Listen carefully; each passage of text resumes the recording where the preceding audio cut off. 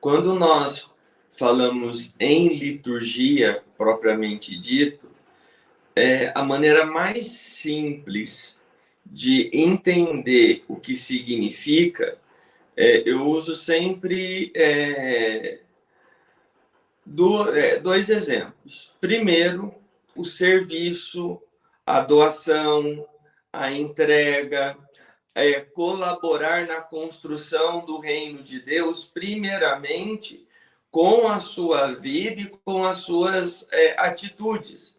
Nós falamos muito em rito, em liturgia, mas, em primeiro lugar, antes de falar de uma liturgia do templo, toda ritual norteada por regras, nós precisamos falar, então, da liturgia da vida, do rito da vida, onde as nossas atitudes, o nosso dia a dia, precisam levar as pessoas a se encontrarem com Deus.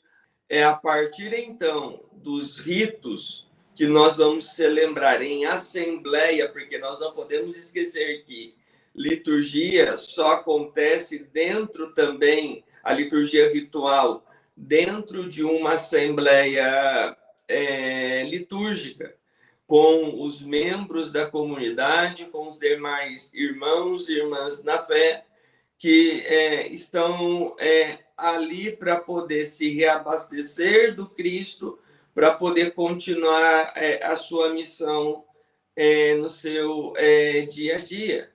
Qualquer tipo de inovação dentro das nossas celebrações, nós precisamos conhecer profundamente os ritos e gestos onde a gente pode encaixar determinados elementos novos dentro dos nossos ritos.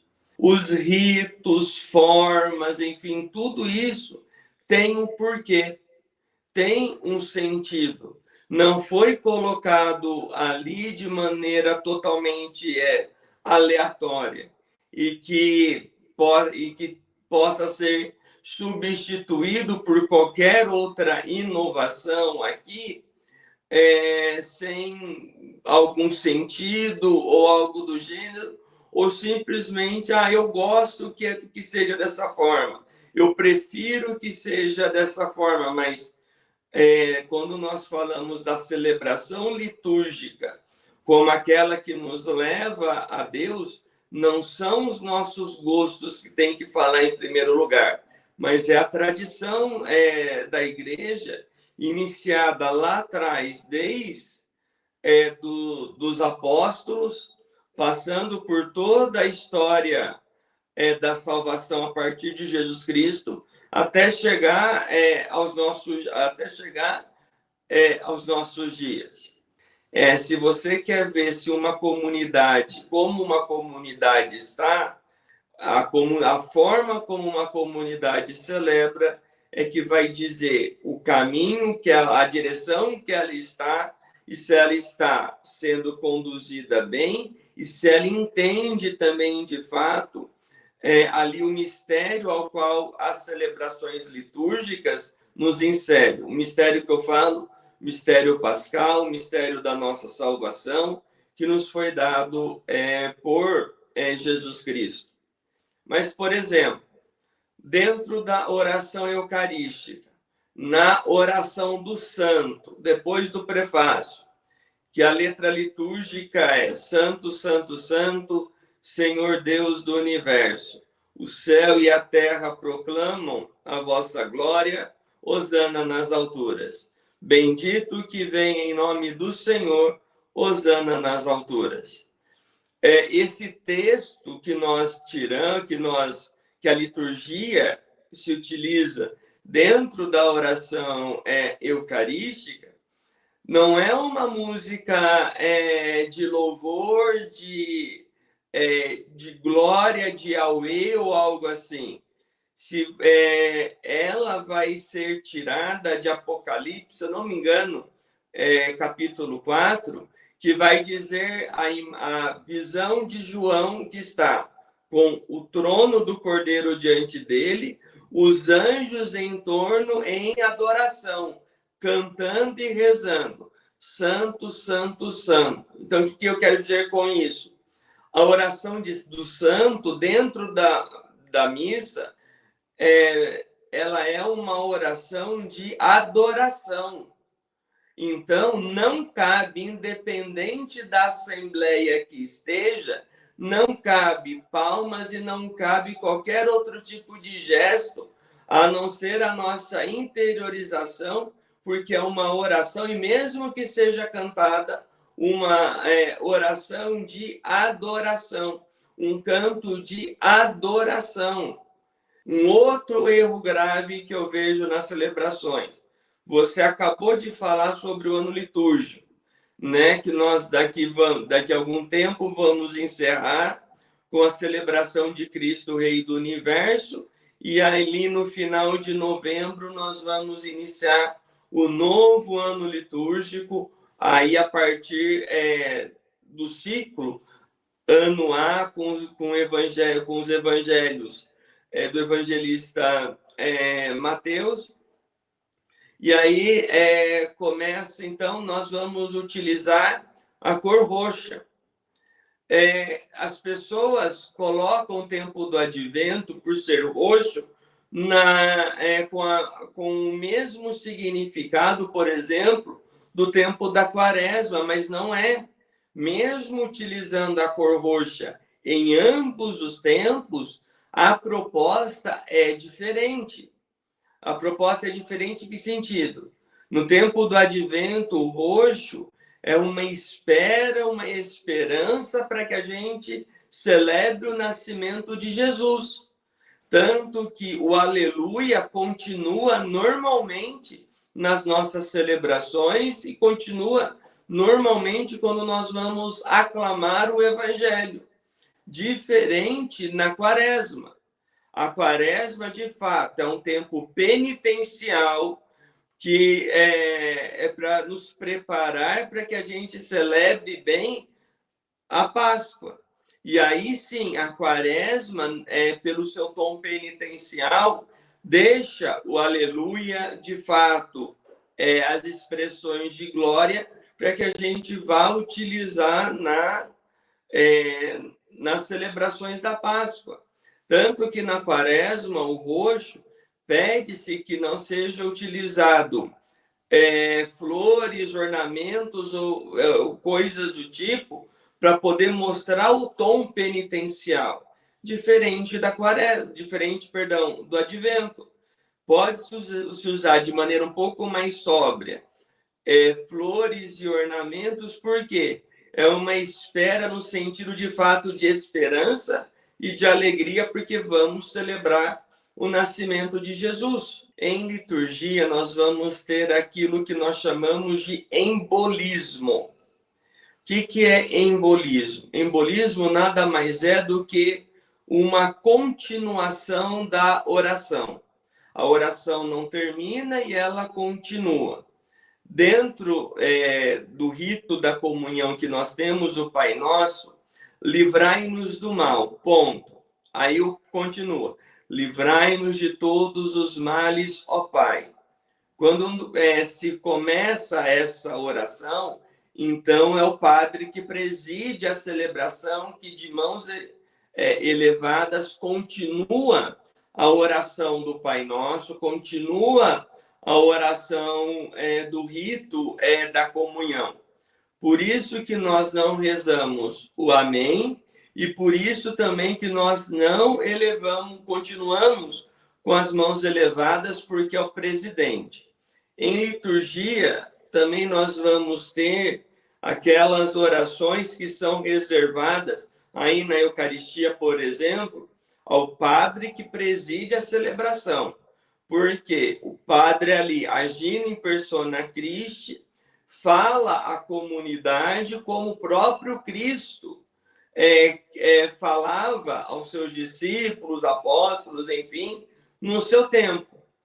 Então, por conta disso, nós vamos ter aquilo que vai ser chamado de orações presidenciais, que é o padre que preside. Então, o embolismo, depois do Pai Nosso, livrai-nos de todos os males, ó Pai, é o padre que continua, porque é o Cristo que fala à comunidade quando a oração da paz ali. Que eu vos dou a paz, eu vos deixo, né, a minha paz.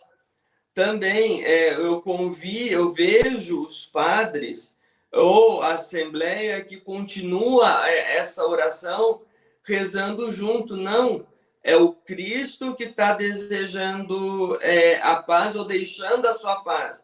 Então, é quem preside que fala essa oração e ninguém mais a continua.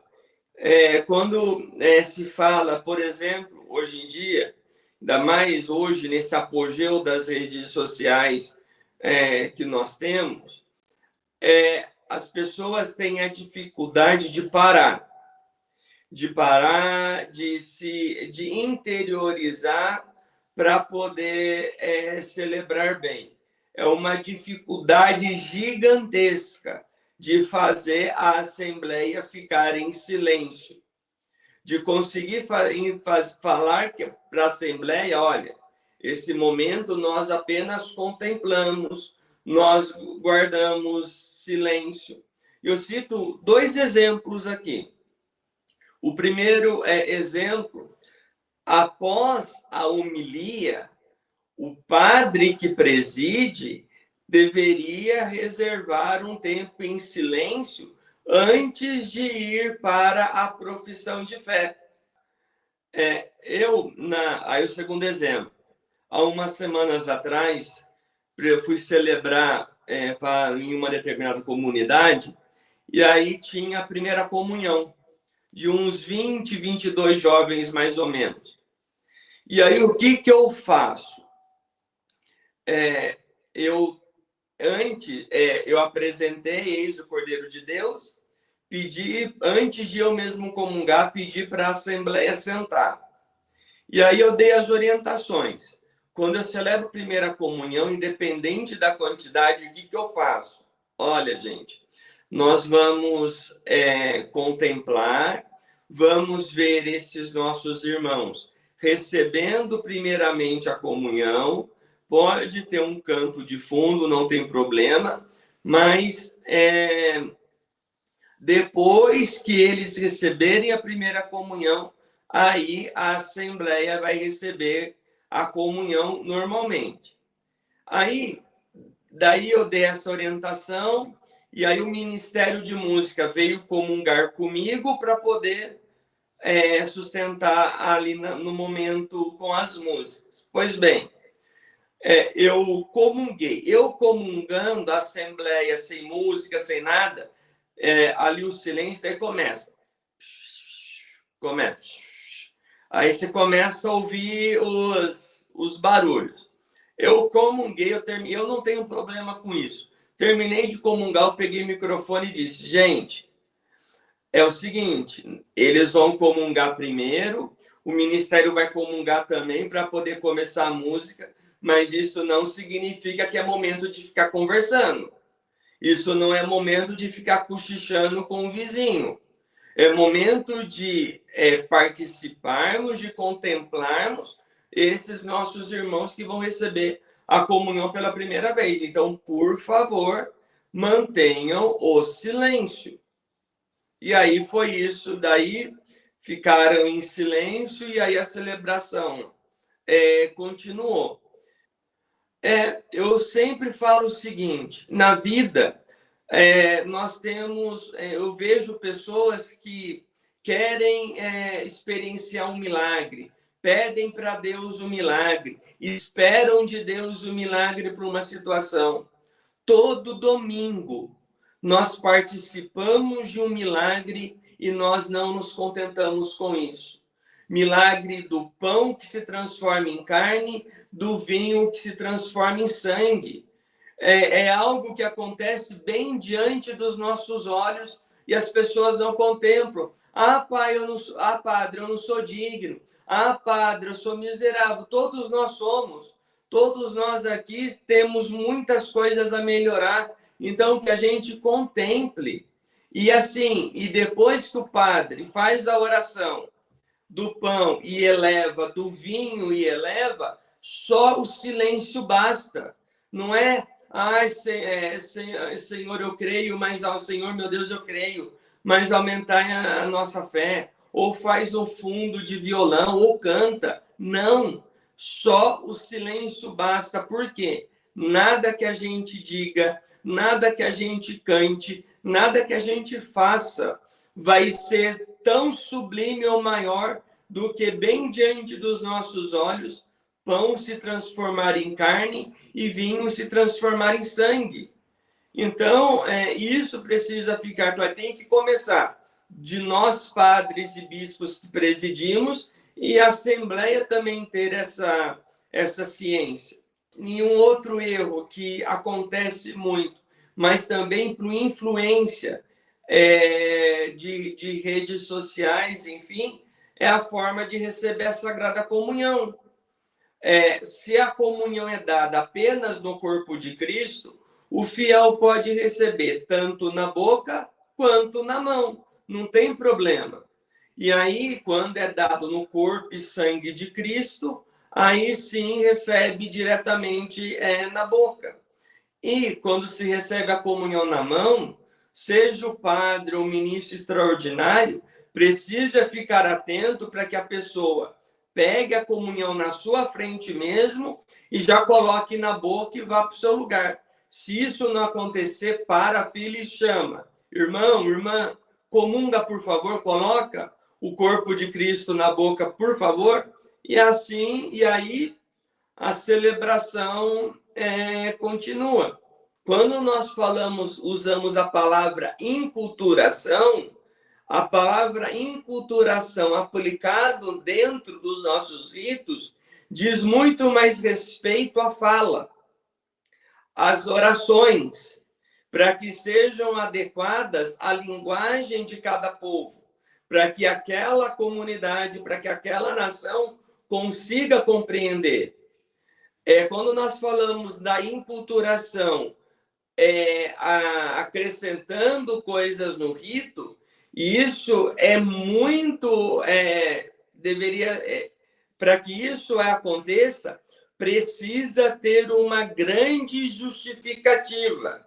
E o rito que vai ser acrescentado, o gesto que vai ser acrescentado, não pode ferir a celebração, a estrutura ritual naquilo que lhe é essencial, naquilo que lhe é principal e daquilo que faz com que aquele rito, aquela celebração, de fato, aconteça. E assim, as pessoas, quando vão participar das celebrações, não deveria ter explicações assim, de fato, do rito. O rito precisa falar por si só. A pessoa, ao olhar, ao contemplar, precisa entender o que, de fato, está acontecendo. O grande problema as pessoas não têm nem ciência dos gestos que são prescritos nos ritos, e nem ciência, nem entendem isso na sua completude, por assim dizer, e aí querem acrescentar coisas a mais, sendo que nem o básico entendem, nem o básico compreendem. E isso também precisa ficar claro. E aquilo que deveria ser a liturgia da igreja, bem celebrada, bem rezada, fica de lado, porque é o meu gosto que tem que falar em primeiro lugar.